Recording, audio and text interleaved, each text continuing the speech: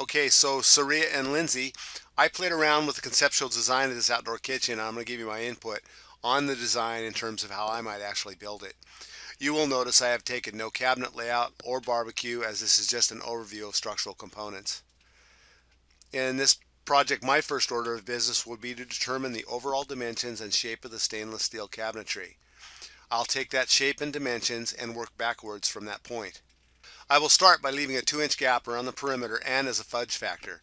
This area will also allow an attachment of 2x pressure treated materials as an aid to cabinet installation.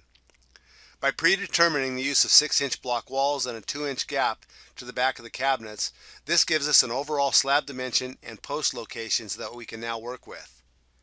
These steel posts would be installed at the corners in concrete and be integral to the slab. The idea is to build the block walls up to the posts. 5/8 rebar welded to the post would be integrated into the block walls.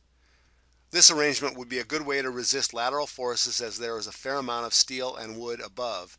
Again, this is my take on the build, and an engineer might have other ideas. This raw surface and post block interface would then be covered with expanded metal lath and stuccoed. With regard to the trellis above, I did as Harry asked and placed the two main steel beams and steel substructure into the same horizontal plane. These wood shading elements are to be pre-assembled and then would sit on a grid of angle iron bracketing. This particular part of the design needs further thought, but it is a start in that direction. There are a number of ways to create this structure. I hope some of these building concepts might be of use to you in your final design.